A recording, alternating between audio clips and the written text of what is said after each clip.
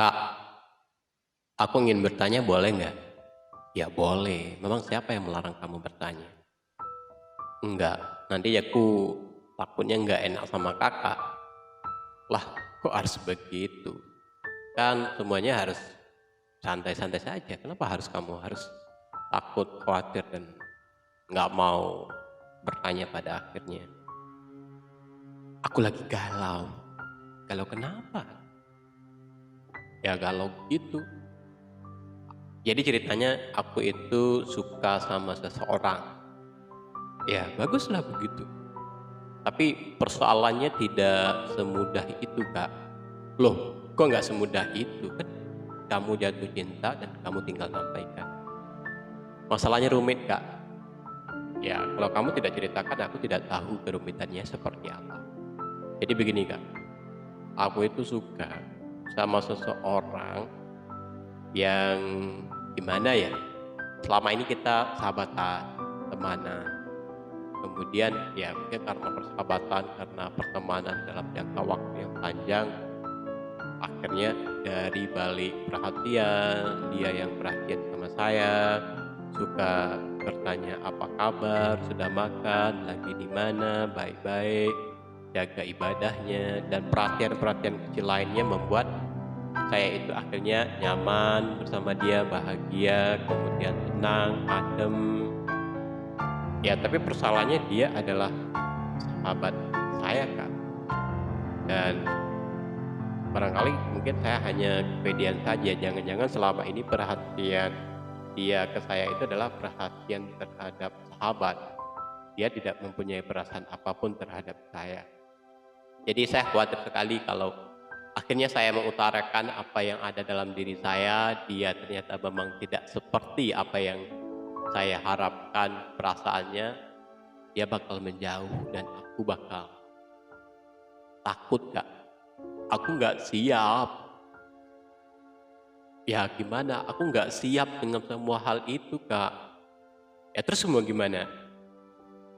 Kamu suka sama dia tapi kamu nggak, ya itulah, Kak. Aku inginnya bersama dia tidak hanya sebatas teman, sahabat, tapi jauh lebih dari itu. Karena aku melihat dia bersama yang lain, ngobrol, aku jadi cemburu gitu. Pokoknya aku jadi, sakit. Aku mau ngomong gimana, pokoknya sakit, Kak. Ngelihat dia nggak ada nanya kabar aku dalam satu hari, aku menjadi tersiksa dan pokoknya begitu, Kak. Aku menjadi sangat tersiksa. Ya, apa yang harus aku lakukan, Kak? Wah, masalahmu ternyata berat juga ya.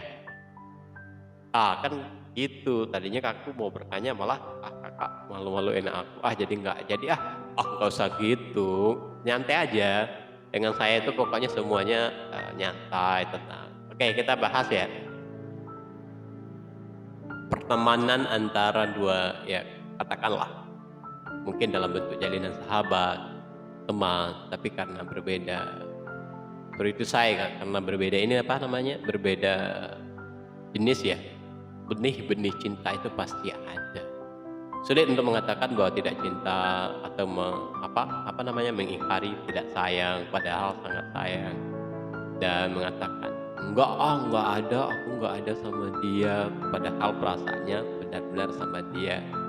Ini faktanya begitu. Jadi memang kayak gitu kalau dengan sahabat, persahabatan, lama-lama jadi benih cinta, ya itu lumrahnya seperti itu. Nah pertanyaannya, apa yang harus kamu lakukan? Ya kamu pertama, kamu tetap menyimpan perasaan kamu sebagai perasaan yang tidak pernah disampaikan kepada dia. Menyimpannya, membuatnya tidak terbaca, pura-pura gaib, dan membiarkan dia menjadi milik orang lain. Ya pada kenyataannya seperti itu, kamu bakal merasakan sakit hati atau merasakan sedih. Kenapa dahulu aku nggak sampaikan? Lalu bakal menyesal pada suatu hari. Itu kenyataan pertama, dan pertemanan dan persahabatan kamu baik-baik saja, tapi perasaan yang tidak baik-baik saja. Itu. Yang kedua, kalau kamu mengutarakan, utarakan. Ini ada banyak kemungkinan. Kemungkinannya pertama kamu menjadi pasangan hidup dunia akhirat, di mana-mana dunia sudah milik berdua, bumi menjadi hamparan paling lapang yang dipenuhi bunga-bunga, malam hari dipenuhi bintang-bintang dan hanya kalian berdua yang berada di bawahnya. Kemudian ya semerbaklah hati kalian berdua bagaikan bunga. Akhirnya persahabatan menjadi sebuah ikatan cinta. Tapi risikonya ada juga ketika kalian suatu hari bertengkar, kemudian untuk memutuskan saling pisah, sulit loh untuk menjadi sahabat lagi. Karena sudah ada perasaan terdalam yang terlalu cinta dan ada perasaan terdalam yang tersakiti. Nah, kabar baiknya kalau seperti ini, artinya kamu menyampaikan perasaan kamu dan kamu tidak menyimpannya, dan itu tidak menjadi penyakit untuk dirimu. Tuh. Dan risiko lainnya ya kamu sudah bisa tebak dengan sendirinya.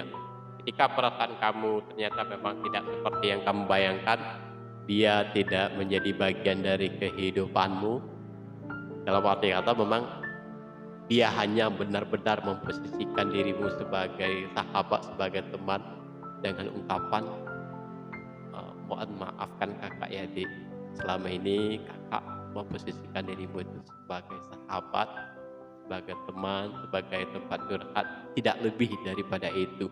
Jawaban itu benar-benar nyakitin. Ada kemungkinan nih, pertama persahabatan kamu bakal baik-baik saja. Ada kemungkinan lain, kamu bakal menjauh dari dirinya karena kamu sudah tahu bahwa perasaanmu perasaan yang tidak berbalas.